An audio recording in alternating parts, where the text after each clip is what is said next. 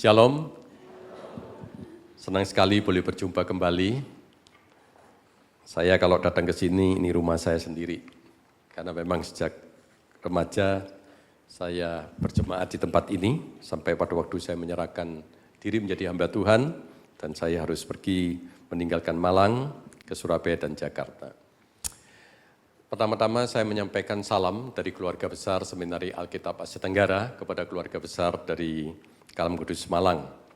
Kami sangat senang boleh bekerja sama dengan baik selama ini dan kiranya kerjasama ini terus akan dilanjutkan untuk satu pekerjaan-pekerjaan di masa depan yang boleh memuliakan akan nama Tuhan.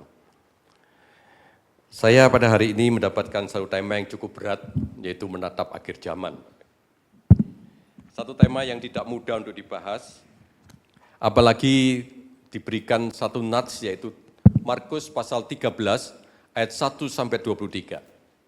Seorang penafsir Alkitab dan beberapa penafsir Alkitab yang lain mengatakan ini adalah bagian yang sulit karena banyak sekali kekayaan profetik yang ada di dalamnya, sehingga tidak satupun dikatakan ada orang-orang yang dapat menyatukan pendapatnya tentang pendalaman dari topik ini. Ya. Tapi kita bersama-sama akan belajar lebih dahulu, Bapak Ibu, kita akan melihat di dalam Markus pasal 13 ayat 1 sampai dengan yang keempat. Ketika Yesus keluar dari bait Allah, seorang muridnya berkata kepadanya, "Guru, lihatlah betapa besarnya batu-batu itu dan betapa megahnya gedung-gedung itu." Lalu Yesus berkata kepada mereka, "Kau lihat gedung-gedung yang besar ini, tidak satu batu pun akan dibiarkan di atas batu yang lain, semuanya itu akan diruntuhkan." Ketika Yesus duduk di atas bukit Zaitun, berhadapan dengan bait Allah, Petrus, Yakobus, Yohanes, dan Andreas bertanya secara pribadi kepadanya, "Katakanlah kepada kami, kapan itu akan terjadi? Dan apakah tandanya apabila semuanya itu akan sampai kepada kesudahannya?" Ibu Bapak, hari ini tanggal berapa? 2 hari lagi kita akan kiamat, Bapak Ibu. Karena ada seorang pastor yang berasal dari Afrika Selatan yang bernama Joshua Mlakelah menyatakan pada tanggal 23 dan 24 September akan terjadi rapture, kedatangan Tuhan Yesus, dan terjadi pengangkatan orang percaya. Bagi saudara yang percaya pada hari ini tentang ramalan dari pastor ini, marilah setelah pulang dari gereja ini, hidup bersenang-senanglah dan bersukacitalah. Habis-habiskan waktu Anda. Karena tanggal 23-24 itu akhir zaman. Ibu Bapak, kenapa pastor ini mengatakan yang seperti ini? Karena pastor ini dikatakan, dia mengaku dirinya itu mendapatkan satu visi ilahi dari Kristus. Dan mendengar berkat Tuhan Yesus berkata, bahwa ia akan datang kembali pada tanggal ini. Pertanyaan kita, kenapa kok dia diberikan tanggal yang seperti ini, Bapak Ibu? 23 dan 24 September ini, Bapak Ibu. Karena tanggal-tanggal ini itu bertepatan dengan hari raya, yaitu Rosh Hashanah atau Feast of Trumpets, yaitu pesta sangkakala. Dan kita tahu biasanya sangkakala itu diasosiasikan sebagai simbolisme akan penghakiman. Sehingga dikatakan pada tanggal inilah Kristus itu akan datang, Bapak Ibu dan saudara-saudara, kita diangkat menuju ke surga. Luar biasa saudara ya. Tapi menanggapi isu yang seperti ini Bapak Ibu, saya ingin mengatakan di dalam sepanjang sejarah kekristenan, itu memang ada sekte-sekte Kristen yang berorientasi kepada eskatologi. Yang bicara tentang akhir zaman, bicara masa yang akan datang. Saudara, sekte-sekte ini membicarakan yang pertama Bapak Ibu adalah bahwa upaya memakai tanda-tanda akhir zaman untuk menghitung tanggal yang pasti kedatangan Tuhan Yesus yang kedua kali. Bapak Ibu pasti tahu di YouTube itu begitu banyak orang-orang yang meramalkan berdasarkan tanda zaman, akhir zaman itu akan terjadi tahun sekian, tanggal sekian, dan sebagainya. Begitu banyak. Kemudian yang kedua, adanya upaya waktu yang pasti terjadinya masing-masing tanda zaman. Segala upaya ini Bapak Ibu sebetulnya sangat menyesatkan. Kenapa? Karena Tuhan Yesus sendiri di dalam Markus pasal 13 ayat 32 dan Matius pasal 24 ayat 36 dengan jelas mengatakan, Dia sendiri itu tidak tahu, anak pun tidak tahu. Hanya Bapa saja yang tahu. Bapak Ibu, walaupun Alkitab ngomong begini, tapi begitu banyak orang Kristen, mungkin termasuk di antara kita juga sangat gandrung ya, untuk tanya, untuk kemudian berpikir, untuk mengumpulkan kapan akhir zaman itu akan terjadi. Nah ini sudah sejak 2000 tahun yang lalu, para murid itu juga gandrung Bapak Ibu. Murid-murid Tuhan Yesus itu juga sama. Di dalam N4 dikatakan, katakanlah kepada kami kapan itu akan terjadi. Apakah tandanya apabila semuanya itu sampai kepada kesudahannya. Jadi ternyata para murid itu juga kepingin tahu, begitu ya. Tapi yang luar biasa adalah di dalam khotbah di Bukit Zaitun. Tuhan Yesus itu tidak memberikan jawaban yang pasti tentang akhir zaman. Sepanjang perikop ini, Tuhan Yesus itu memberikan tanda-tanda akhir zaman. Tapi celakanya Bapak Ibu, banyak pendeta, banyak pengkhotbah. Itu kemudian kalau memberikan tanda-tanda gereja itu, tanda-tanda akhir zaman itu, selalu ada nada menakut-nakuti. Dikuatkan sesuatu yang spektakuler, yang begitu luar biasa Bapak Ibu. Sebenarnya enggak. Tuhan Yesus itu hanya memberikan tanda-tanda ini bukan untuk menakut-nakuti Bapak Ibu. Saya seringkali dikasih forward video-video, Pak Bambang ini benar enggak? Bapak Ibu yang memberikan itu sudah menonton. Videonya 60 menit. Nah saya ini pekerjaan banyak, suruh melihat video itu ini benar apa enggak Bapak Ibu ya. Mengevaluasi itu, butuhkan waktu. Itu bukannya 1 orang, 2-3 orang juga memberikan. Kadang-kadang wah mereka tanya dan sebagainya Bapak Ibu. Tapi itulah orang Kristen zaman sekarang ini yang kemudian tidak mengetahui dan mengerti bahwa sebenarnya ini adalah tanda-tanda bukan untuk menakut-nakuti. Sehingga David Garland itu mengatakan, ya, dia mengatakan seperti ini. Bagaimana membedakan tanda-tanda zaman sehingga umat Allah tidak menjadi kecewa karena penganiayaan. Menjadi panik karena peperangan itu terjadi. Ditipu oleh penampilan atau disesatkan oleh para nabi palsu selama masa-masa yang tidak menentu dan penuh pencobaan.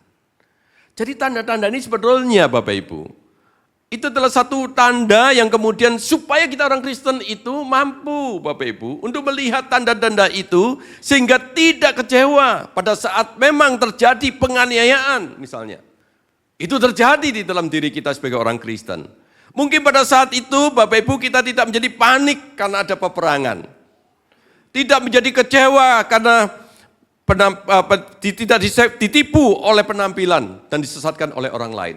Kita enggak ditipu.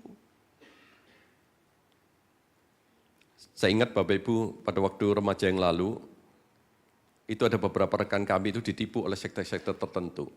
Bahkan pindah dari kota Malang untuk ikut pemimpin sekte itu.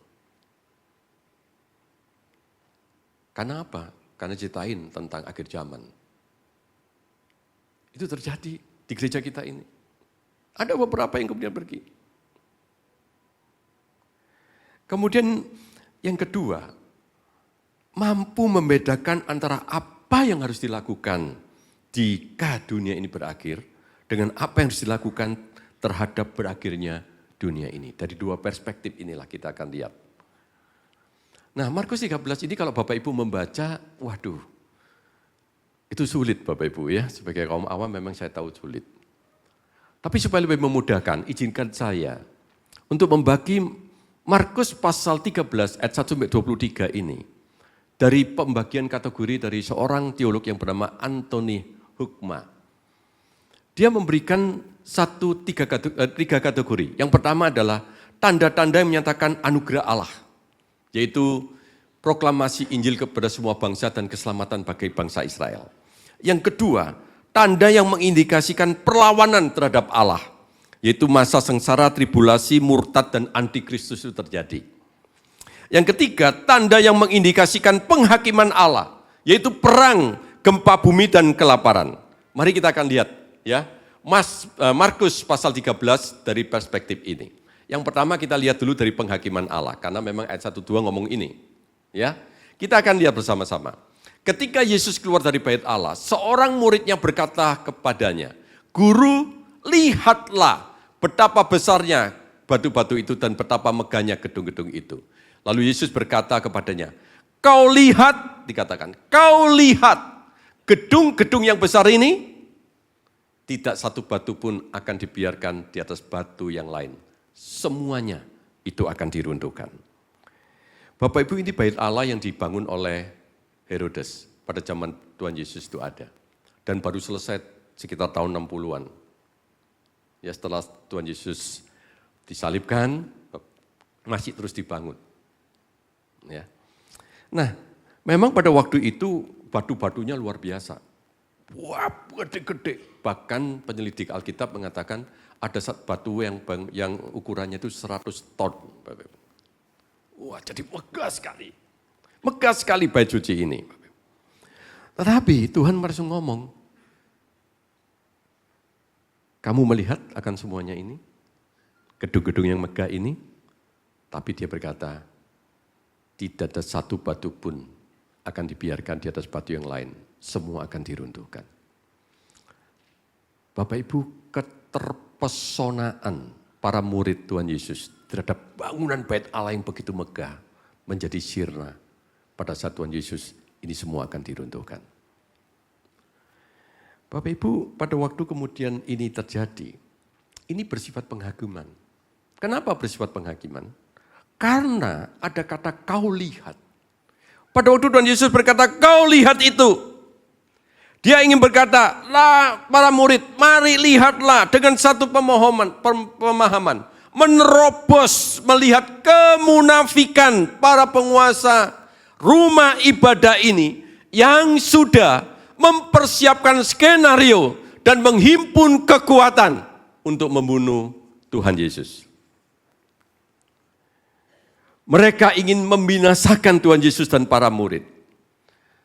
Dengan kata lain, Bapak Ibu, artinya para penguasa dari bait Allah ini sudah menggeser Allah itu sebagai pusat penyembahan dari bait Allah. Mereka sudah menolak, dengan kata lain, Yesus sebagai pusat dan batu penjuru bait Allah itu. Bapak Ibu, dalam kondisi yang seperti ini, itu dianggap Tuhan Yesus adalah ada satu penodaan yang luar biasa. Karena sudah menggeser Allah sebagai pusat bait Allah, sebagai pusat peribadahan. Ada penghakiman. Dan akhirnya ada kehancuran. Tapi ayat ini Bapak Ibu dilanjutkan, ada ayat 14 yang Bapak Ibu tidak bersama boleh lupakan. Di dalam Markus pasal 13 ayat 14. "Apabila kamu melihat kejijikan yang membinasakan, berdiri di tempat yang tidak sepatutnya, pembaca hendak memperhatikannya, maka orang-orang di Yudea haruslah melarikan diri ke pegunungan." Apa yang dimaksudkan dengan kejijikan yang membinasakan ini, Bapak? Artinya ada pencemaran tempat kudus, yaitu bait Allah. Kata kejijikan yang membinasakan itu ada di bagian lain di Perjanjian Lama, supaya memperkuat pendapat ini, yaitu di dalam Daniel pasal 9 ayat 27. Di dalam Daniel pasal 9 ayat 27 dikatakan raja itu akan membuat perjanjian itu menjadi berat bagi banyak orang selama 1 kali 7 masa. Pada pertengahan 7 masa itu, ia akan menghentikan korban sembelian dan korban sajian. Di atas sayap kekejikan yang datang, yang membinasakan sampai pemusnahan yang telah ditetapkan, menimpa yang membinasakan itu. Apa yang dikatakan oleh Daniel di dalam nubuatnya, di dalam Daniel pasal 9 ayat 27, itu terjadi. Digenapi pada tahun 167 sebelum Masehi. Ketika Antiochus IV menempatkan patung Zeus di altar korban bakaran di pelataran bait suci pada saat itu. itu terjadi. Dan bagaimanakah Bapak Ibu yang kemudian yang terjadi di dalam ayat kedua ini? Itu terjadi tahun 70 sesudah Masehi. 40 tahun setelah Tuhan Yesus khotbah di bukit itu. Apa yang terjadi Bapak Ibu pada saat itu? Titus dan tentaranya mendirikan altar di lingkungan bait Allah dan mempersembahkan kurban bagi dewa-dewa kafir. Kalau kita melihat bagian ini, Tuhan Yesus tidak segan-segan ingin mengatakan bahwa Allah itu tegas. Penodaan bait suci itu akan membawa keruntuhan. Nah sekarang kalau begitu Bapak Ibu, apa aplikasinya untuk kita sekarang ini Bapak Ibu? Maka kita bersama-sama merujuk pada satu hal saja. Pusat ibadah itu Kristus yang hadir di tengah-tengah umatnya. Kristus yang hadir di tengah-tengah umatnya. Pemberitaan firman Tuhan harus berpusatkan pada Kristus, pada Injil. Ibadah harus berpusatkan pada Kristus, pada Injil. Demikian juga dalam kehidupan kita sebagai jemaat harus berpusatkan pada Kristus, pada Injil. Tetapi yang sekarang ini Bapak Ibu, saya sedih sekali begitu banyak gereja yang membangunnya dengan sebagai bait komersialisasi Injil. Injil hanya sebagai pelengkap kemasan di dalam penyampaian khotbah akan menarik konsumennya. Dan tanpa pendalaman kebenaran sebagaimana seharusnya. Itu yang terjadi. Begitu banyak Bapak Ibu jemaat-jemaat yang kemudian sudah terkecoh. Sehingga banyak orang yang kemudian berkata, Pak, kalau saya mendengarkan khotbah di sana itu lebih enak daripada gereja yang Injili evangelical. Bapak Ibu pada waktu kemudian mereka bertanya itu kamu mendengarkan yang mana? Coba lihatkan saya, apa yang disampaikan. Bapak Ibu pada waktu kemudian saya melihat semuanya itu, saya sedih Bapak Ibu. Bagaimana komersialisasi Injil itu membuat kemudian banyak konsumen yang ingin datang, yang sesuai dengan keinginan kebutuhan yang enak didengar oleh telinga mereka, apa yang memuaskan akan diri mereka, kata-kata motivasi yang kemudian tidak jelas juntrungannya, tapi kemudian dikait-kaitkan dengan firman Tuhan. Firman Tuhan hanya sebagai cantelan, sebagai cantolan saja. Demikian juga pada zaman sekarang ini Bapak Ibu, begitu banyak kita melihat firman Tuhan yang begitu dipelintir demi popularitas si pengkhotbah, membawa jemaatnya untuk mengagumi pribadi pengkhotbahnya dibandingkan dengan Kristus. Saudara, ini menjadikan kita bukan? Pada waktu kemudian saya bertemu dengan beberapa rekan yang mereka kemudian mengatakan kepada saya suka di gereja itu. Saya tanya, apa yang menjadi kesukaan di gereja itu? Dia berkata, karena pemimpinnya, pemimpin rohaninya, Bapak Ibu. Bapak Ibu, begitu banyak sekarang pemimpin gereja itu melakukan hal yang aneh-aneh. Firman Tuhan itu dipelintir demi popularitas. Demi jemaat itu lebih loyal kepada dirinya daripada pada Kristus. Saya rindukan Bapak Ibu, kita harus belajar, inilah tanda-tanda zaman. Kalau gereja ada yang seperti ini, itulah tanda-tandanya salah satunya. Saya tidak ingin di mimbar ini akan terjadi. Yang kedua Bapak Ibu, kalau kita lihat di dalam situasi yang seperti ini, sikap kita itu apa Bapak Ibu? Bagaimanakah kemudian dengan sikap kita? Apabila kamu melihat kejijikan yang membinasakan berdiri tempat yang tidak sepatutnya, pembaca hendaklah memperhatikan. Maka orang-orang yang di Yudea haruslah melarikan diri ke pegunungan. Orang yang sedang berada di atas rumah, janganlah ia turun dan masuk untuk mengambil sesuatu dari rumahnya. Dan orang yang sedang di ladang, janganlah kembali untuk mengambil pakaian. Celakalah ibu-ibu yang sedang hamil atau yang menyusui bayi pada masa itu. Bapak Ibu, saya tidak akan mengeksegesis, memberikan penjelasan satu persatu Bapak Ibu ya. Tapi saya ingin memberikan satu gambaran. Saya senang dengan apa yang ditulis oleh Timothy Geithner di dalam bukunya Wordsworth. Itu dia ngomong seperti ini. Sebenarnya pesan ini mengatakan murid-murid itu harus melarikan diri bukan karena takut pada apa yang dilakukan oleh para musuhnya.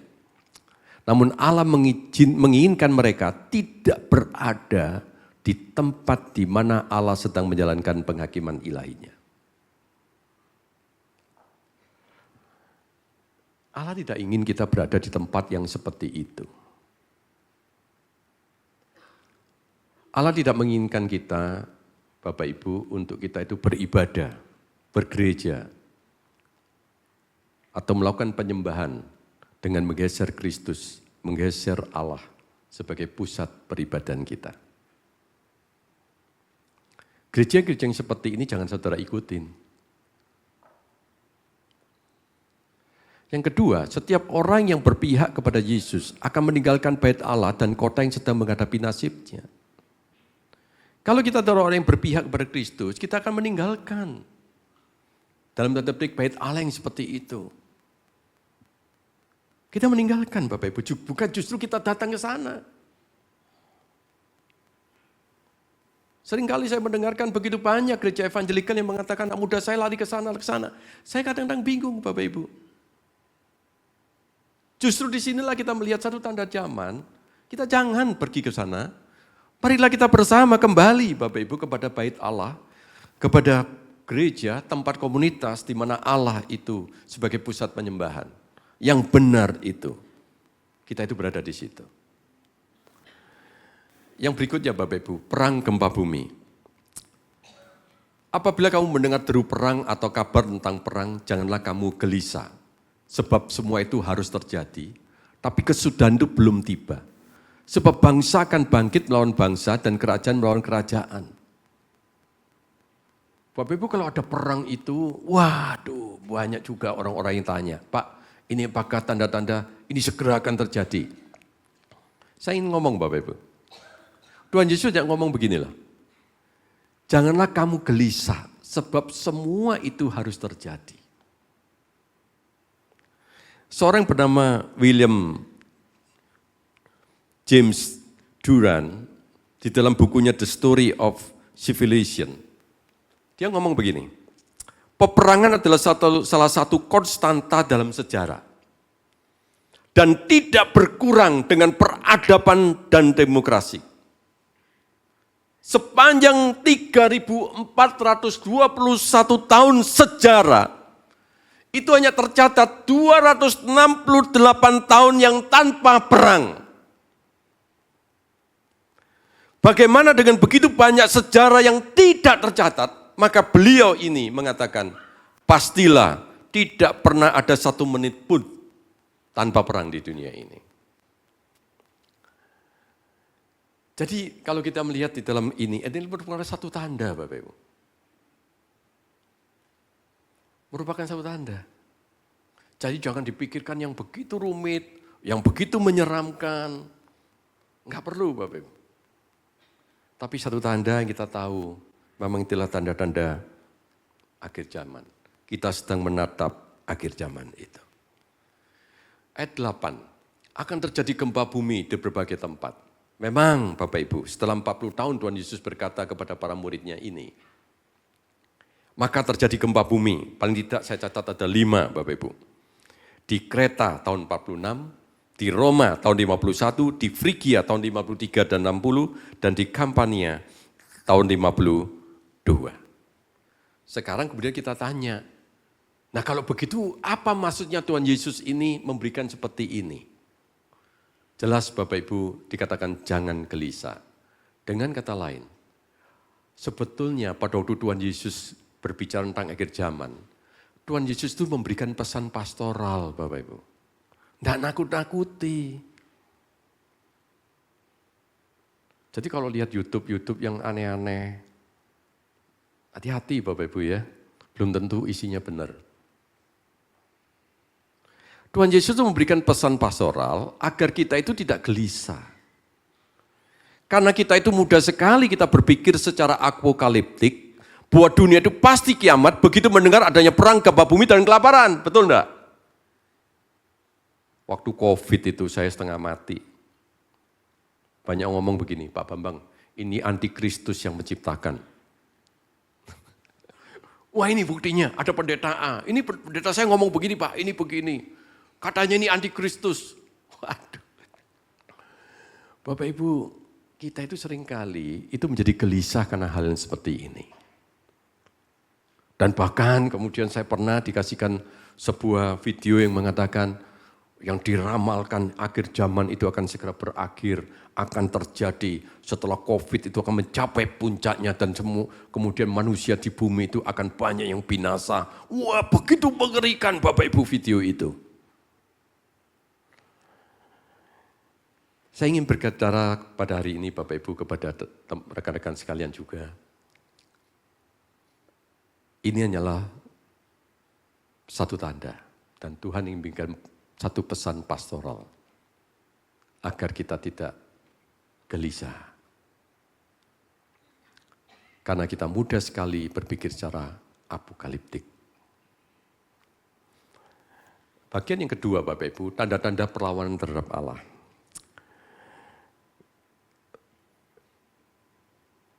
Mesias yang palsu. Bapak Ibu saya minta kepada kita membuka Alkitab elektronik kita, Alkitab kita masing-masing. Karena saya sudah diperingatkan satu gereja, wah Bapak kalau tulis semuanya itu kalau ada yang tidak baca Alkitab seminggu, maka selama-lamanya tidak pernah baca Alkitab. Ya. Sekarang kita lihat ayat 5 dan 6. Markus 13 ayat 5 dan 6 dan ayat 21 dan 23 ya. Sorry itu ada keliruan, Markus 13 mestinya ya. Ayat 21 sampai 23. Oke, sudah ya. Maka mulailah Yesus berkata kepada mereka, waspadalah supaya jangan ada orang yang menyesatkan kamu. Akan datang banyak orang dengan memakai namaku dan berkata, akulah dia dan mereka akan menyesatkan banyak orang. Ayat 22, sebab Mesias palsu dan nabi-nabi palsu akan muncul dan mereka akan mengadakan tanda-tanda dan mujizat-mujizat dengan maksud sekira mungkin menyesatkan orang-orang pilihan. Hati-hatilah kamu, aku sudah terlebih dahulu mengatakan ini, semuanya ini kepada kamu. Sepanjang sejarah, itu kekristenan khususnya, tidak pernah luput Bapak Ibu, kita tahu begitu banyak orang ataupun rohaniwan yang menyebut dirinya sebagai Mesias. Bapak Ibu sudah tahu, sepanjang sejarah. Dan kita tahu Bapak Ibu pada waktu kemudian mereka itu menyebut dirinya sebagai seorang Mesias, maka inilah sebenarnya sebagai seorang antikristus. Anthony Hukma itu mengatakan seorang yang mengaku dirinya Mesias adalah antikristus. Demikian juga Alexander Rose itu mengatakan seseorang yang menggantikan Kristus atau melawan Kristus itu adalah seorang antikristus. Saudara sepanjang itu banyak Bapak Ibu, coba kita lihat gambar-gambar ini. Ya, Sun Yong Moon itu pendiri Unification Church di Korea, mengaku sebagai Mesias baru yang menyempurnakan misi Tuhan Yesus. Lalu ada yang namanya David Koresh, pemimpin sekte Branch Davidians itu Bapak Ibu. David Koresh itu. Ya. Dia mengaku sebagai Mesias, itu tewas bersama dengan para pengikutnya di Waco, Texas tahun 1993. Kemudian ada yang namanya Jose Luis de Jesus Miranda dari Puerto Rico mengatakan, mengakui sebagai Kristus yang kembali dan menyebut dirinya sebagai antikristus dalam arti lebih tinggi dan lebih mulia dari Yesus. Nah ini luar biasa. Tapi juga ada Jim Jones Bapak Ibu. Dia adalah seorang pemimpin yang mengatakan saya adalah Kristus inkarnasi. Dan akhirnya yang menyedihkan dia membawa 918 pengikutnya itu bunuh diri bersama-sama. Bapak Ibu ingin saya katakan, ini pemimpin yang begitu luar biasa, punya karisma, membawa jemaatnya untuk sama-sama mengakui dia sebagai Mesias dan Kristus. Tadi sudah saya katakan dalam ilustrasi tadi, hari ini gereja juga sama, mulai banyak gereja yang membawa jemaatnya loyal kepada pemimpinnya daripada kepada Kristus. Sangat bahaya Bapak Ibu. Jangan ikuti gereja yang seperti itu. Kalau begitu dia ngajarkan salah, Bapak Ibu sulit Bapak Ibu dirubah, Bapak Ibu akan ikut apa yang dia katakan. Saya bukan omong kosong Bapak Ibu. Saya menjumpai seorang yang sakit kanker, satu keluarga saya berjumpa, ya karena kami pikir kepingin pastoral begitu ya. Pada waktu kami datang, kami kaget. Karena satu keluarga itu mengatakan, kami itu dikuatkan oleh kebenaran firman Tuhan melalui pembicara pendeta A. Setiap pagi saya itu selalu mendengarkan renungan dan khotbah pendeta ini. Pada waktu mereka menyampaikan, itu sebenarnya sesuatu yang salah Bapak Ibu. Itu sesuatu yang salah. Nah kami mencoba untuk membenarkan Bapak Ibu. Gampang enggak? Enggak gampang. Padahal dia berjemaat di gereja Injili sudah sekian puluh tahun. Hanya karena sakit kanker Bapak Ibu. Dalam berapa bulan aja menganut, dalam arti menjadi pengikut seorang pembicara di YouTube. Mengagumi dan sulit diubah.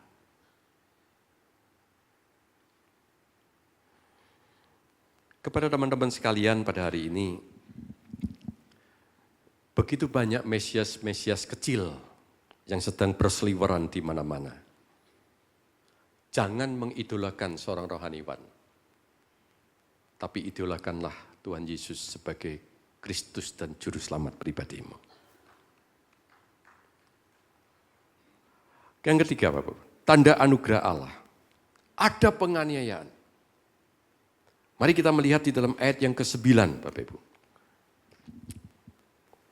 Sampai 13. Semua membaca Alkitab ya. Coba kita semua baca. Oke. Hati-hatilah kamu. Kamu akan diserahkan kepada majelis agama.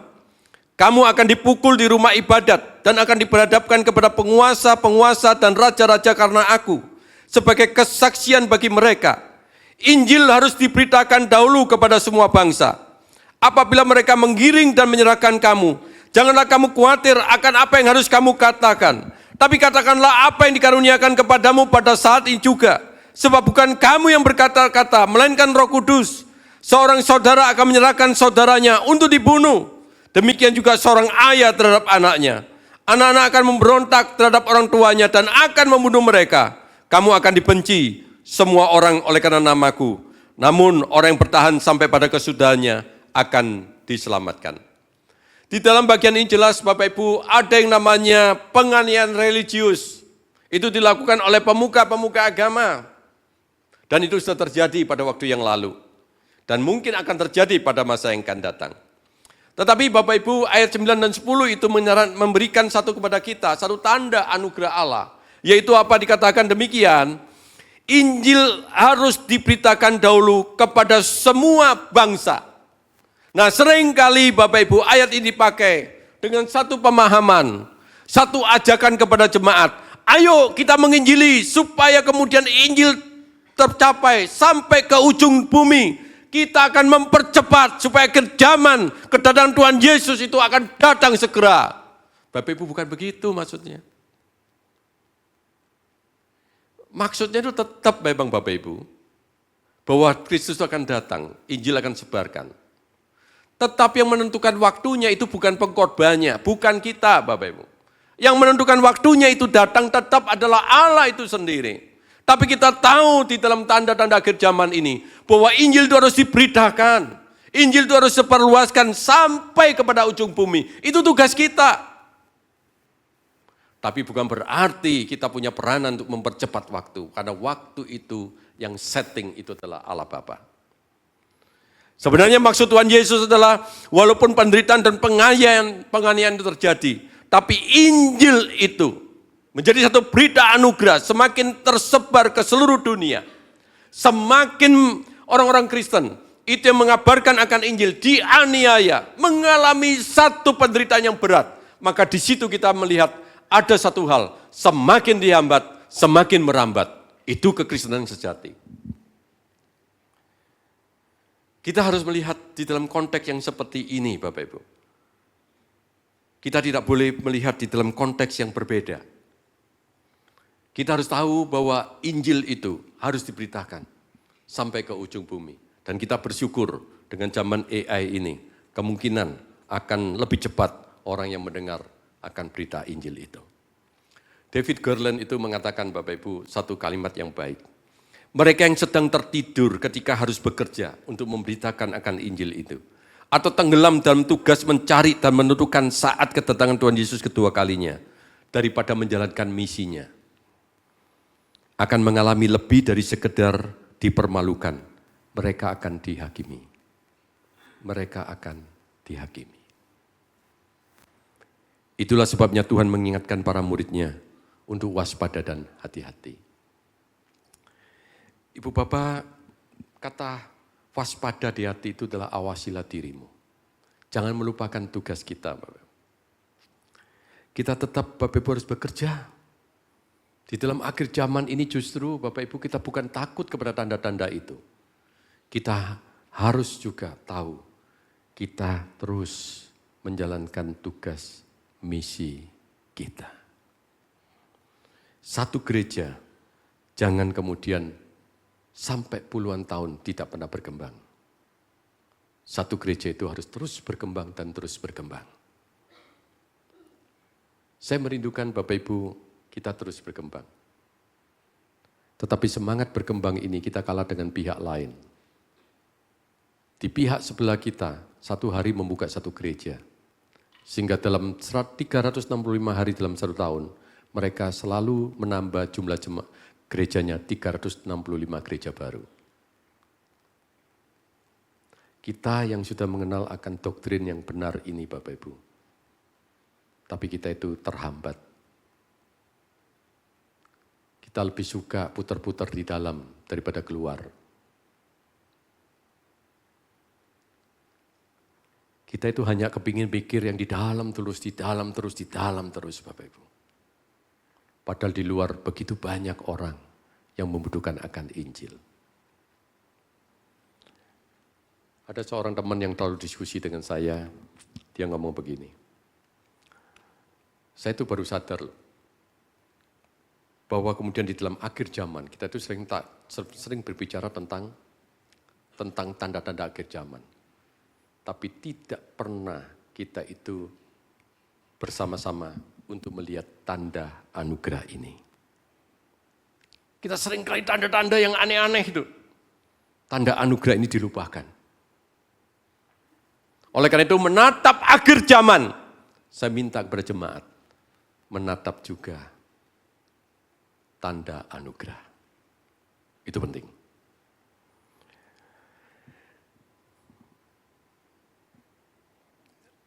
Sekarang saya akan bicara tentang berita anugerah. Kok heran ya? Tanda akhir zaman yang menakutkan selama ini kok sekarang menjadi berita anugerah. Tadi saya sempat dengan Pendeta Hendra dari Semeru ke sini cerita. Boksu Hendra mengatakan, waktu dulu saya mendengarkan tentang akhir zaman itu mengerikan selalu ya. Disampaikan dengan berita mengerikan. Tapi hari ini ada berita anugerah. Mari kita melihat Bapak Ibu ayat 20-23. Mari kita akan baca bersama-sama. Markus pasal 13 ayat 20-23. Kita baca bersama-sama. Sekiranya Tuhan tidak mempersingkat waktunya, tidak seorang pun akan diselamatkan.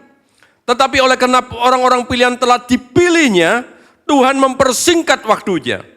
Pada waktu itu jika seorang berkata kepada kamu, lihat Mesias ada di sini, atau lihat Mesias ada di sana, jangan kamu percaya. Sebab Mesias palsu dan nabi-nabi palsu akan muncul dan mereka akan mengadakan tanda-tanda dan mujizat dengan maksud sekiranya mungkin menyesatkan orang pilihan. Hati-hatilah kamu, aku sudah terlebih dahulu mengatakan semuanya ini kepada kamu. Ayat 20-23 itu punya dua pesan, Bapak. Tuhan Yesus mengungkapkan Allah yang terus bekerja di dalam sejarah untuk menggenapi janjinya, menyempurnakan penebusannya. Dia terus bekerja. Dua, Tuhan Yesus mengungkapkan kemenangannya. Itu akan dianugerahkan kepada setiap umatnya. mengalami kemenangan walaupun mengalami kesulitan dan penderitaan yang dahsyat di akhir zaman ini. Amin. Jangan takut.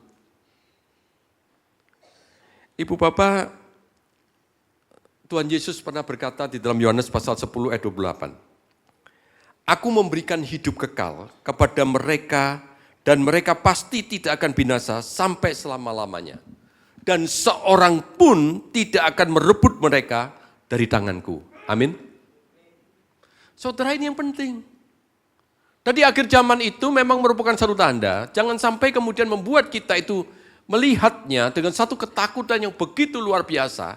Tanda-tanda itu akan terus berlangsung. Gempa bumi tidak bisa tahan, Bapak Ibu. Tapi yang menjadi persoalan itu adalah, Bapak Ibu,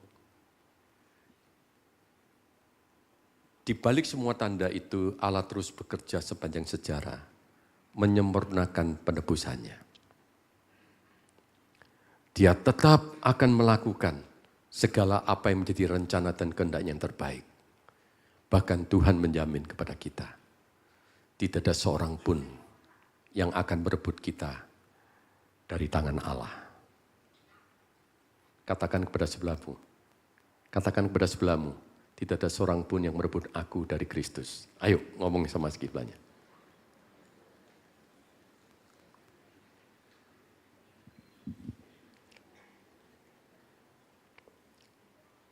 Mari kita berdoa.